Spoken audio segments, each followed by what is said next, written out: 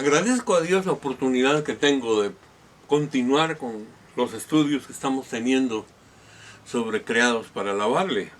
Me parece a mí que es muy importante, es un tema muy profundo, muy especial, y creo que nos lleva a todos a un encuentro personal con el Señor.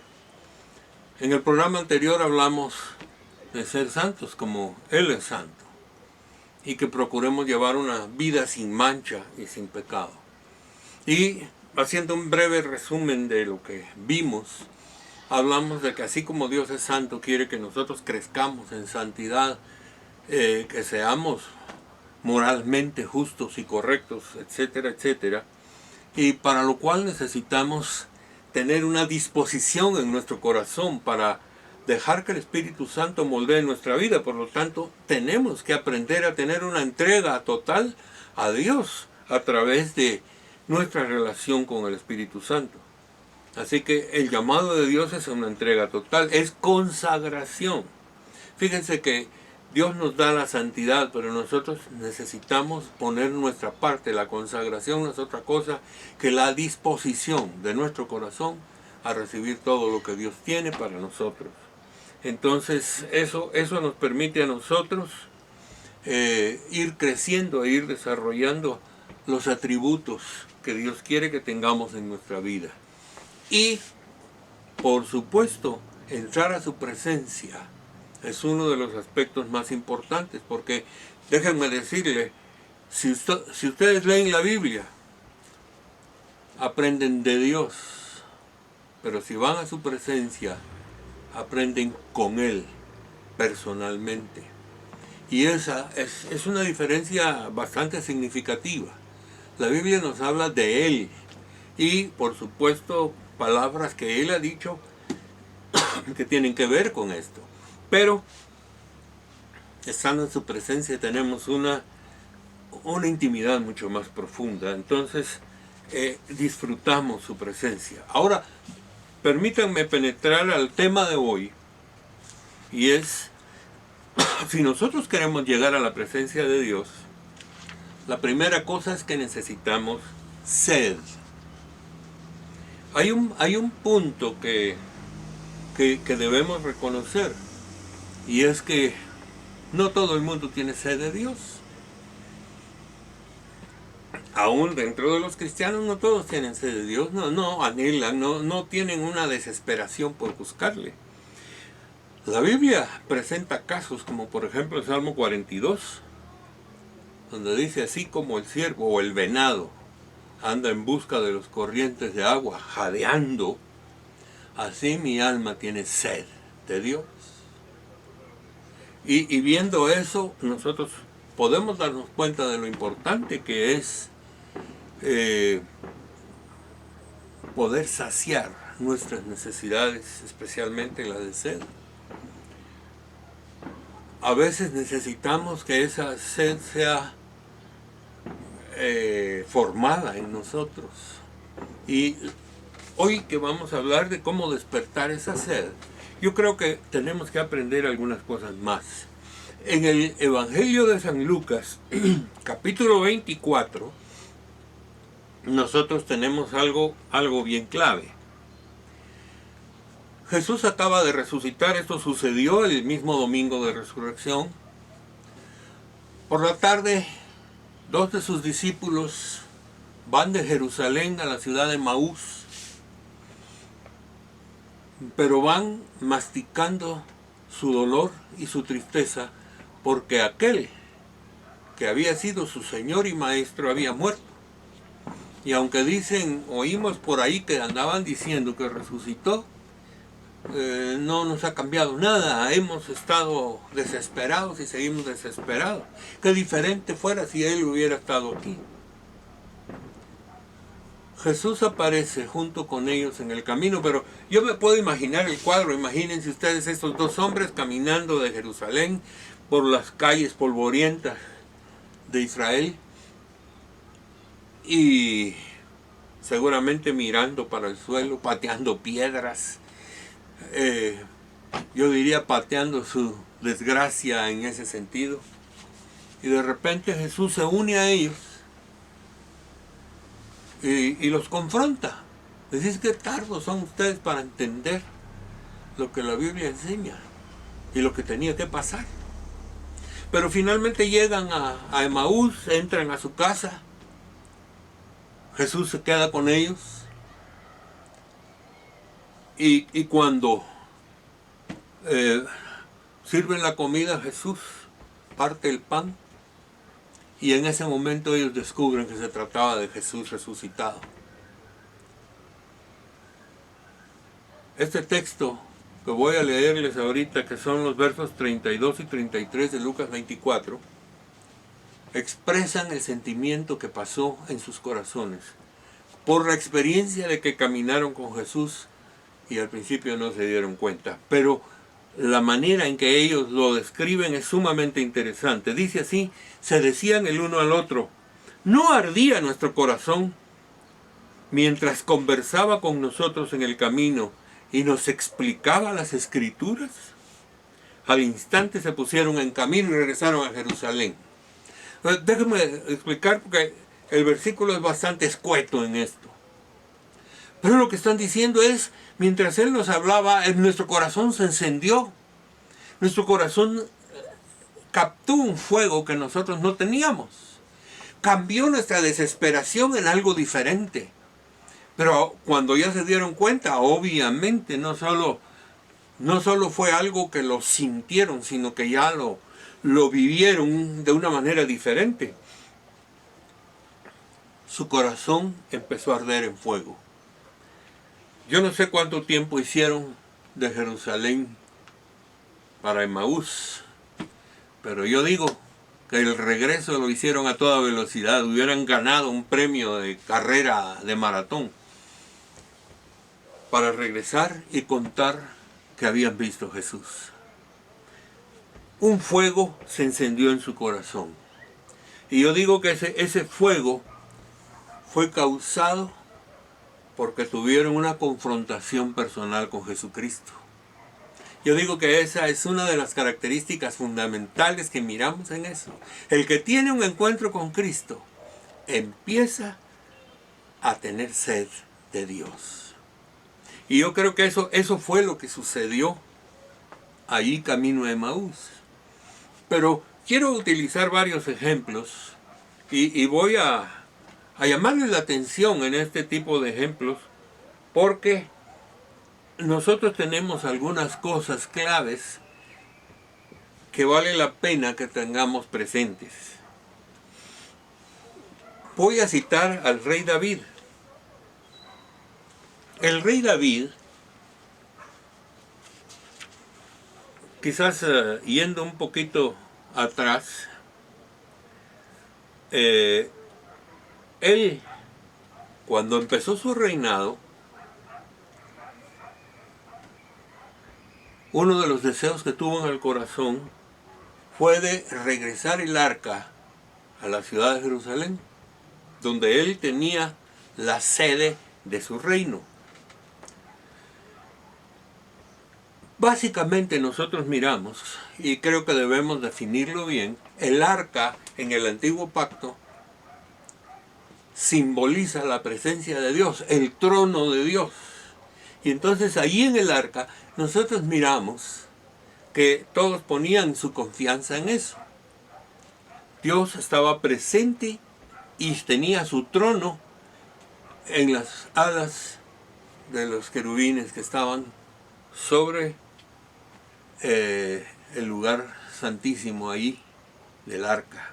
Entonces David lo que quiere es que ese arca esté con él, porque quiere consagrar su reino basado en la presencia de Dios. Y es que tenemos que darnos cuenta de lo que le estaba pasando a David, y lo que David tenía en mente es que la presencia de Dios determina el futuro de las personas. Lo voy a repetir, la presencia de Dios determina el futuro de las personas.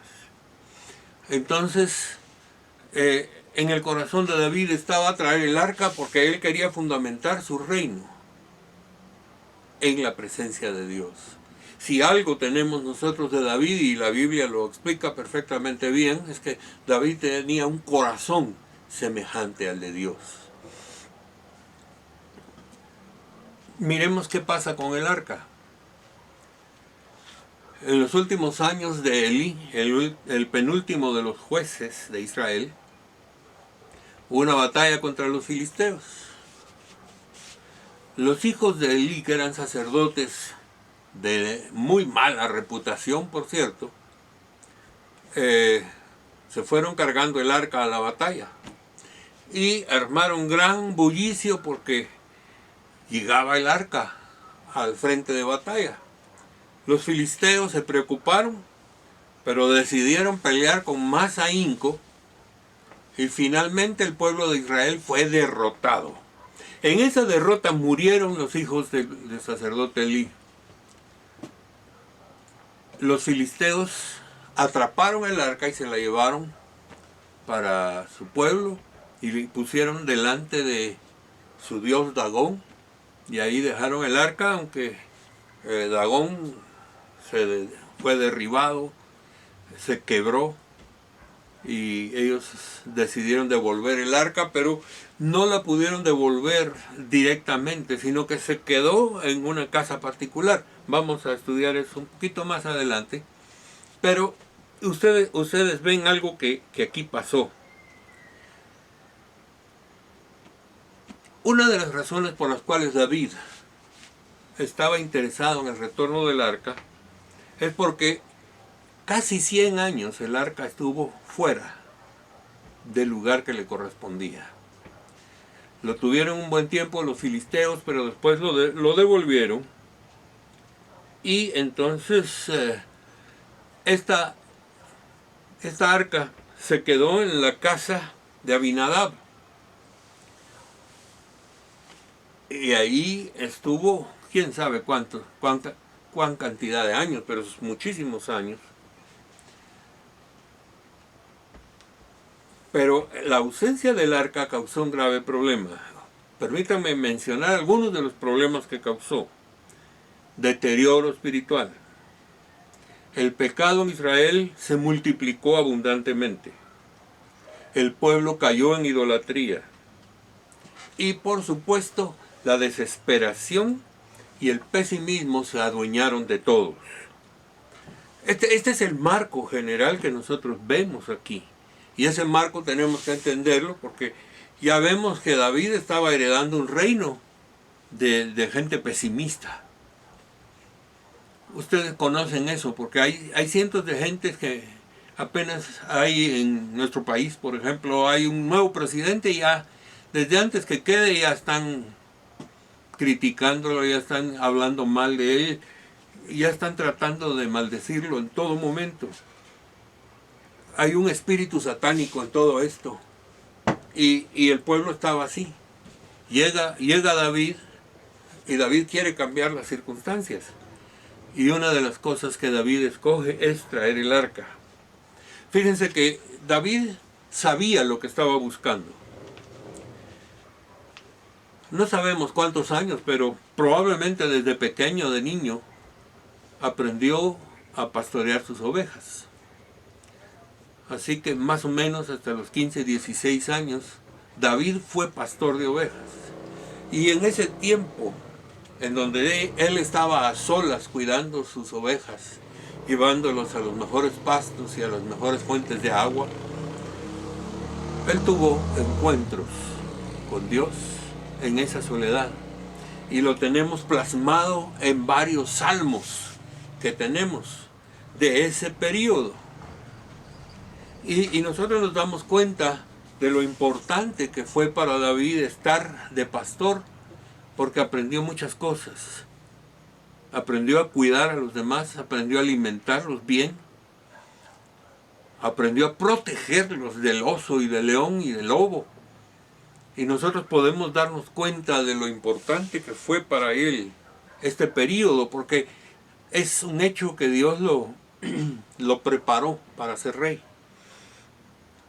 Entonces, como pastor conoció la presencia de Dios. Años después, cuando pasó a ser parte del reino con Saúl, David fue perseguido severamente por Saúl durante unos 13 o 14 años. Ustedes pueden imaginarse lo difícil que fue tener que huir al desierto. Gran parte de su tiempo lo pasó ahí cerca de Qumran, cerca de las áreas del Mar Muerto, donde el calor es asfixiante, durmiendo en cuevas. Poco a poco se le fueron uniendo otras personas hasta que formó un grupo como de 600 personas. Pero todos siendo perseguidos y queriendo matarlos. Entonces, en el desierto, David tiene otra experiencia más con Dios. Y tenemos otra serie de salmos en la Biblia que nos reflejan el sentir de David mientras estaba en el desierto. Ustedes no sé si han puesto atención al leer los salmos, en qué ocasión él dijo tal o cual salmo. Pero cada salmo tiene su historia y cada salmo tiene una experiencia de dolor, de angustia y de esperanza al mismo tiempo dentro de toda la situación de su vida. Nosotros vemos que David enfrentó al gigante Goliat sabiendo que él era un muchacho, un jovencito, un débil, y Goliat un guerrero entrenado y además más o menos 2,90 m de altura. Imagínense ustedes la diferencia. Si David era un muchacho ya grande, digámoslo, debe haber tenido 1,70 m. Así que tenemos a un hombre de 1,20 m más que él. Y la Biblia describe que su lanza era gigantesca como rodillo de telar y su escudo y todo lo demás. Y David simplemente le dice, yo no vengo en mi propio nombre, sino vengo en el nombre de Jehová de los ejércitos. Y Él te va a destruir. David supo confiar en Dios porque había tenido el entrenamiento del pastoreo. Y entonces pudo enfrentarse al gigante y lo hizo como pastor. Imagínense ustedes, se enfrenta con un hombre que lleva la jabalina, la espada, escudo y todo eso. Y él no sabía eso. Y probó, Saúl le probó una armadura de soldado y no pudo caminar con eso. Lo que hizo fue utilizar una honda. Y de una pedrada mató al gigante. Pero lo hizo en el nombre del Señor, no lo hizo en el nombre de David. Tenía ya una claridad. Y entonces, más adelante, cuando nosotros vemos, él estaba seguro de que la presencia de Dios era fundamental para su reino. La otra cosa es, ¿cuántos años Saúl estuvo queriendo matar a David? Solo Dios pudo haber guardado a David de todas las emboscadas que Saúl le puso. Así que definamos esto, a David no le bastó haber tenido la experiencia del pastoreo y su encuentro con Dios, ni la del desierto y su encuentro con Dios, sino él quería más, y quería más y más, y entonces buscó cómo traer el arca a Jerusalén. A este punto ocurren algunas cosas que yo creo que debemos estudiar. Me parece bueno porque nos va a confrontar con nuestra vida espiritual y con la manera en que suceden las cosas. Y yo creo que eso es sumamente importante. Y es el caso de un personaje llamado Usa. Usa. Él era el hijo de Abinadab. Y el relato está en el primer libro de Samuel, capítulo 7. Era descendiente de Merari, era hijo de Abinadab, y curiosamente, en su casa, cuando los filisteos devolvieron el arca, en su casa se quedó el arca. ¿Cuántos años? Yo digo que Usa creció con el arca en su casa. Y me da la impresión de que tal familiaridad tenía con el arca que lo consideraba como un mueble más, como un sillón más o como una mesa más. Nosotros vemos esto cuando el arca la llegó a traer David. David tampoco se cuidó de obedecer como Dios había dicho que debía ser transportada el arca. Así que hizo lo mismo que los filisteos y la metió en una carreta jalada por bueyes. Y Usa se fue ahí con él. Usa iba en la carreta. David iba danzando y brincando y cantando en el camino. Cuando de repente los bueyes tropiezan y el arca se tambalea. Y Usa viene y detiene el arca que no se fuera a caer. Y pum, cae, sale fuego y mata a Usa. Y uno se queda pensando, ¿qué pasó? Si usted ha leído ese pasaje, tal vez dice, qué pura lata Dios, que mal hizo las cosas. ¿Por qué mató al que quiso proteger el arca? Pero déjenme decirles algo. Del arca se encarga Dios. Pero Usa está tratando de tener algo que no tiene derecho. Es decir, en el Antiguo Testamento se habla de que solo los sacerdotes podían llevar el arca en sus hombros. No iba en carreta. Hay un defecto ahí. El segundo aspecto es el que está acostumbrado no tiene pena de tocar nada. Y eso no lo debía tocar y lo tocó. Pero yo me planteaba la pregunta, ¿por qué hizo eso? Y solo tengo una respuesta, ¿saben? Esa respuesta es interesante. Por lo menos a mí me satisface. La respuesta es que Usa tiene mucha confianza con el arca porque creció con ella en su casa. Por lo tanto, no tenía ningún problema en hacer lo que hizo.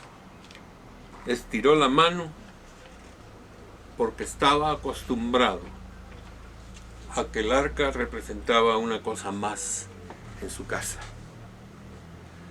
Esa costumbre yo creo que nos afecta a nosotros también. Hay muchísima gente que se acostumbra a estar en donde Dios se manifiesta, pero no se involucran. Como que se van acostumbrando, así son las cosas, aquí se hacen así, pero yo no soy de esos. Hay muchos cristianos costumbristas, y cuando una persona se acostumbra a las cosas de Dios, entonces ocurren cosas. Hacemos vano lo santo, hacemos natural lo sobrenatural, y hacemos ordinario lo extraordinario. Y entonces miramos como que, sí, pues así son las cosas, ¿verdad? Y no podemos disfrutar, ni entregarnos, ni ver todo lo que Dios está haciendo. Y todo lo que Dios puede hacer por cada uno, sencillamente porque ya nos acostumbramos a hacer cosas que debieran ser extraordinarias para nuestra vida. Permítanme decir algo interesante. El nombre de Usa, que nos está dando esta lección, desgraciadamente con su vida equivocada, el nombre de Usa quiere decir fuerza de la carne, fuerza humana o carnalidad que no está sujeta ni a la voz ni a la voluntad de Dios.